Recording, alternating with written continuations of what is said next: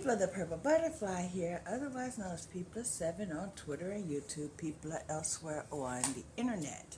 My soaps look at PurpleButterfly-Soaps.myshopify.com, my blog, PurpleButterfly-People.blogspot.com. And I'm about to color my hair, and I was going to just go ahead and color my hair, but I figured I showed you the bleaching process. I should show you the process I use when I color. I still use the mixing bowls that normally you would use for lightening and bleaching, but I use that for the Iro. The Iro, or the semi-permanent color, you might want to use a different brand. This requires no developer.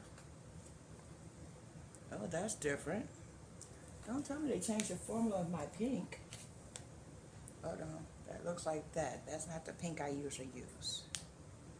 Ah, there we go. It is still pink. I don't know what the light crusty was on the edge, but yeah, that'll mix in. But okay, usually people just squeeze it out and put it directly in their hair, and I don't do that. I squeeze it into the bowl and then mix that up, and you just seen an example why I do that. I mean, whatever that lighter color was, or maybe it wasn't, completely mixed in or whatever, it'll be mixed by the time I'm done. And I still don't use a tint brush for this. I use the spatula because it's just better for me. If tint brushes work for you, great.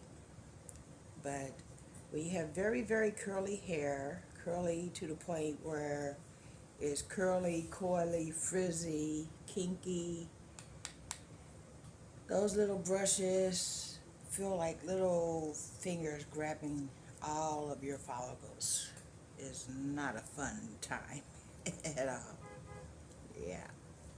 So, just squeeze all this out. And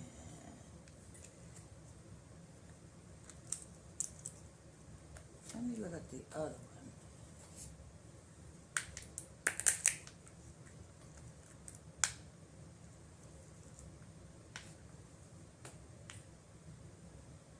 Oh, it's a wax plug. I can see where it separates from the main color. Okay.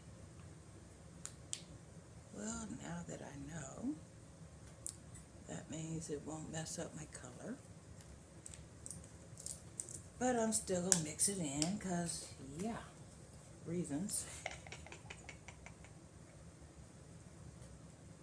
Also, the way it comes out the tube, it can be not consistent with the smoothness I'm used to, which is why I just go ahead and stir it. I did the same thing when I used Adore products. It was a gel or gelatinous type liquid, but basically I'm used to a certain format, so this makes sure there's no lumps, no bumps, nice and smooth. Yeah. Now, primarily I use the back end of the spatula, but since there's color from mixing it on the front, I'm going to use that too. But I always start exactly opposite of the way you're supposed to. Every hairdresser everywhere, especially my family members that yell at me for the way I do it, but my results are consistent, say, do the back first. 4 quadrants, etc., etc., etc. Separate. I don't do that. I do this. That gets rid of the color on the back of the spatula, and then on the front rather, and then I do that because what I want to do like my widow's peak that I just missed there. I want to get all the edges first. And let that go ahead and process. There's a strand of hair that tried to escape. Okay. I'm wearing my I don't care shirt.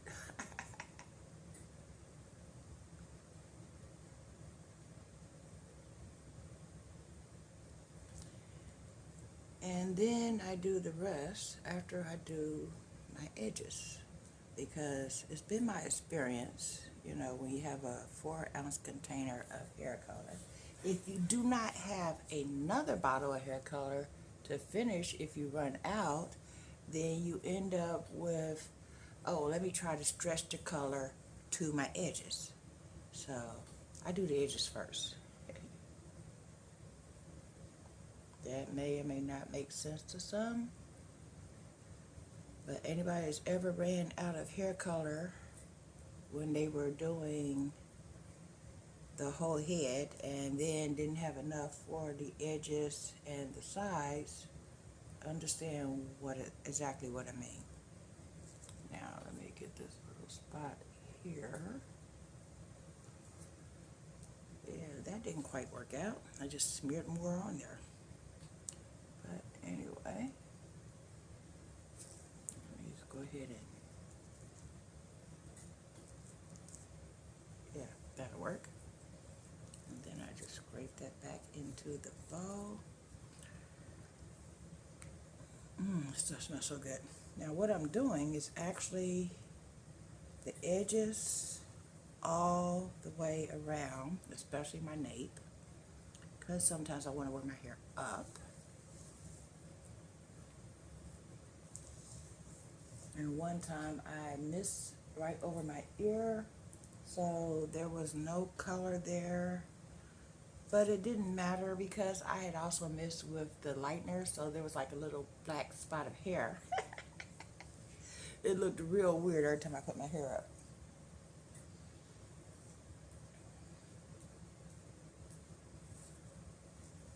Okay.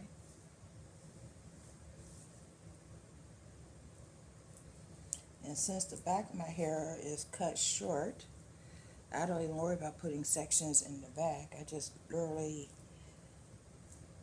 smush it in, and if I feel like sectioning it, I use my fingers to do so, because basically when I smush it in like this, the color is getting in there. So yeah, I see a spot I missed. There we go. Now this is when I take it loose. There's only 4 sections this time instead of 8. Okay. And then I just put my fingers right through there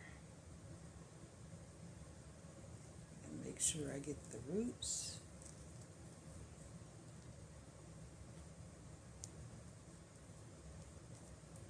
Both sides.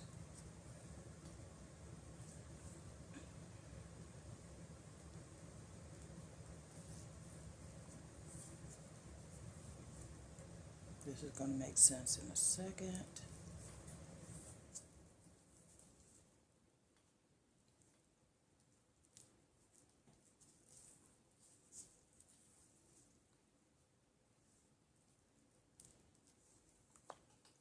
Now that was a thick coating, so that way when I take it and smooth it and go to the ends of the hair, that whole section is colored now, including the very ends. And there's still a thick amount of coloring in my hands. And I'm just going to smooth this right there, so that way I get back to my hands and I can feel any areas I missed. And that's why I use 2 bottles as well, so that way I don't have to sit there and try to squeeze the amount that fits on a big old dome like mine into a teeny little section and do I have enough, and let me try to smooth all the hair color I have on this side over to this side where I don't have enough. I don't do that. I just make sure I buy enough color for my needs. And if I don't have enough color, then the next time I just make sure I buy even more. Basically, my theory is this. 1 4-ounce package is good if your hair stops right here. If your hair is any longer than that, get another package. Yeah. And just like I did last time, I'm covering the section, and then when I open it up, then I cover whatever part of that section was missed. But basically, I'm just getting it on there for right now. Okay. Then I open it up.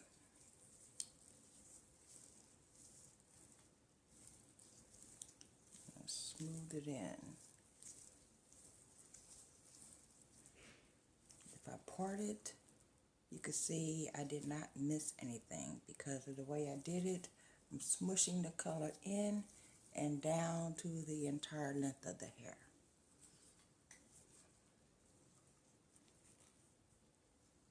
I do that freehand in the back because there are no sections in the back, since I didn't make sections because the hair in the back is short. So basically I just kind of shampoo it in, like, you know. Remember back in the day, those hair colors that were in the box would say shampoo the color in? Well, that's what you were literally doing. You were kind of like doing a shampoo motion to get the color in. And I'm glad I wore my dye pajamas, as I call them, because I just dropped a little bit on my leg. And if I had just, worried about a dye shirt and not the bottoms, then I would have ruined a pair of jeans. Because Eero basically does not wash out. Now I'm making sure I got the nape of my neck all the way down to here, because I actually have hair there. I have a widow's peak right here, and in the back of my head I have a section that goes into a V. Literally all the hair goes like this, and then there's a V, and if you forget it's there, then you'll have a section of hair that's just simply not colored. That was container 1, which is why I use 2. Like I said, I got a big old dome. I already know I need 2 containers. I used to just mix them both up at the same time, but I don't do that anymore. I just go ahead and refill one. Sometimes I do 2 at the same time. That kind of depends on my mood. Let me clean off my gloves by smoothing it to an empty section. Yeah, that way I'm not making a mess. And then, oh, that's another thing with the Eero, because of the way it's made, push that part down first and then squeeze it together. That way you get all of the product out without having to go back for it. I used to think that's an odd format, but I realized that pouch is there to hold more product. So that way they can reduce how much packaging there is. And trying to bounce that on my leg is just dumb. Let me just go ahead and put it on the table. Then I can squeeze it out. Especially since my hands is coated with the color and now they're slippery.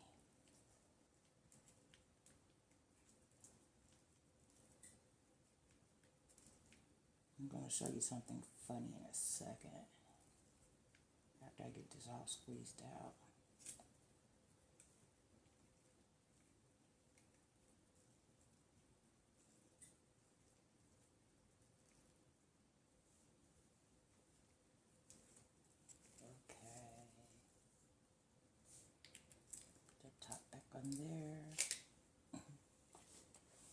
only reason why I stir it up, that looks like pink poop.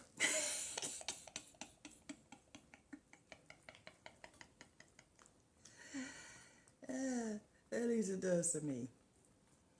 Somebody else might go, ew. But my friends are mostly like me, so they'll hear that comment and crack up. If you don't get it, don't worry about it. Maybe it'll hit you later. Alrighty then. Now let's coat this section.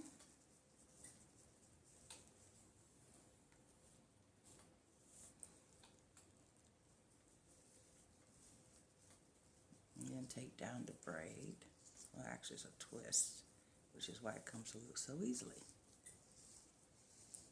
And then pull it completely down so that way it's all covered. And some just drop somewhere. There we go. Didn't get it all.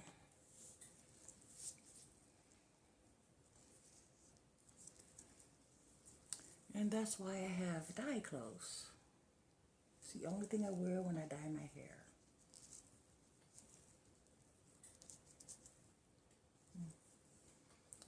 Actually, this shirt, it's got bleach stains on it too, because, well, I also wear it to bleach my hair. Even though it's a lightener, I use the term lightening and bleaching interchangeably, but I don't use bleach. I use cream oil lightener. The stuff is amazing, and it's not a bleach. So if you aren't as fast as most people are when they apply these kind of products, you know, you don't even have to worry about a time limit. Basically, it deactivates itself in 45 minutes. So the only time you have to worry about is not having it applied before the working time is done. But you don't have to worry about rushing to get the product on in this amount of time. You know, that's not a worry, basically, because, you know. And this product, I've seen people leave it on for the whole night. I don't do that. I know one person personally that has slept with their hair color in. I can't imagine doing that personally. I mean, even if they wrap their hair up, so forth and so on. I got that buzzard luck. I'm the person that will look up and all their sheets, their towels, their pillowcases and all that is covered with color, and they're going, how do I get rid of this? Earroll you can't get rid of. You've seen it. Bleaching and lightening it does not get rid of that pink. Which, for me, score. But for everybody else, it'd be like, oh man, now I'm stuck with this color. I'm going to have to re-dye my sheets and so forth and so on. Yeah. Now, let's make sure the pink is everywhere. Every section. There's not as much here as there is here. I can feel the difference. But that's okay, because I have this much left. So I'm just going to put it everywhere. Like cake frosting. And then mush it in.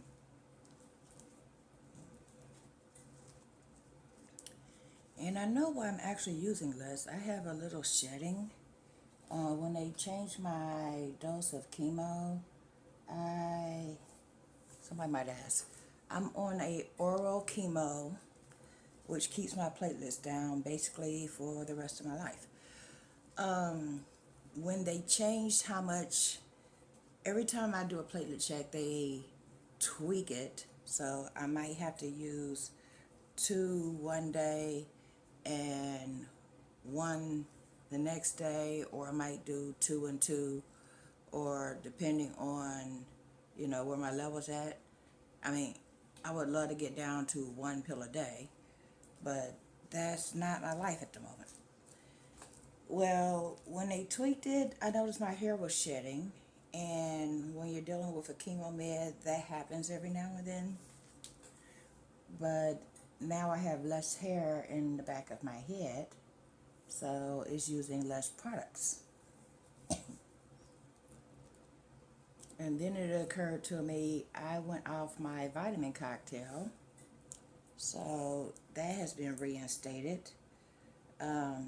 Vitamin D, folic acid, B12, and biotin, because that builds your blood back up and your platelets back up, and it kind of fights the chemo. So, yeah.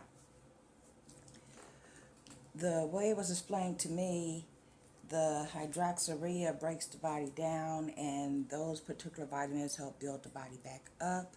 So when you see obvious symptoms of an issue, like the hair shedding and the nails being so thin that they flake off, that's when you go to your vitamin cocktail. I mean, we're not talking, hey, just take a vitamin B or take a vitamin D and take some biotin. We're talking mega amounts that's prescribed to me for that exact purpose. They call it a cocktail because basically you are using a certain amount all at the same time to get a certain result. You can't just say, oh, I'm out of biotin, so I just won't use it. You have to use the vitamin D, the biotin, the folic acid, the B12, all of the vitamins on the cocktail all together, all at the same time. So, yeah. And when you don't, or when something changes with your routine, you know it because your results from what you're supposed to get to what happens is different. So, yeah. And yesterday, right before I went to bed, I did a protein treatment. The ion repair, it says it's gentle enough to use twice a week, but I mean, my stuff was feeling mushy before I put the lightener on it because of over moisturization and not using the vitamin cocktail properly and the chemo. So basically, I wanted to give the hair a fair chance to restore. So I put that on before I did the lightening. And I can definitely feel a difference in my hair. So I don't usually use proteins. I usually just use moisturizers, but apparently I've used too much moisturizer, so protein moisture balance, got to get that back in balance, as it were. Let's scrape all this off of there and put that in the hair as well. So, yeah. So I've decided to go the route that my doctor suggested and put my hair up for a while. In other words, a protective style. But what good is a protective style if you take off a wig or take off your braids and you see all those roots? No, when I do a protective style, basically I start with my freshly colored hair, and that way, as it grows, the regrowth, I can see if my hair is growing at the same rate, if it's not growing as fast as it usually did, the health of the hair, so forth and so on. You know, if I wanted to do a protective style and my roots are already a certain level, then I can't tell the difference if, there's a cumulative results on the hair growth. But if I do my color and then start a growth journey, I can see how fast it's growing because of the roots, if that makes sense. And I can see if the protein treatment is having an effect because of how fast it's growing and retaining length and so forth and so on because of the roots. There. Make sure I didn't miss any areas because I always like to do my sideburns too, which is actually the fastest growing part of my whole head. I mean, 3 days from now you might see black roots right there. But basically, everywhere I have follicles, I'm making sure I get the color. Especially down here, see right there? That's where I keep forgetting to put the color because it goes in a V, and basically color going right here, and you forget this little part right here is actually there, if that makes sense. So, yeah. And if they did a map of my head, they would go, huh, there's peaks and valleys there where nobody else has hair. Yes, I do crack me up. Okay. Oh, this stuff smells so good. Feels nice too, which is why I keep playing in it. Let's make sure I get the roots. Then I'm going to put on a plastic cap, sit under my conditioning cap for 20 minutes. And this color will actually take in 20 to 25 minutes according to the package directions, but I usually leave it on for at least an hour or longer depending on my mood. I'm just not going to do it overnight like one of my friends because yeah, I don't do anything overnight when it comes to chemicals. This is a vegan product, but that pink is not a color found in nature, so I'm not sure what they're using, but I have to assume it's a chemical.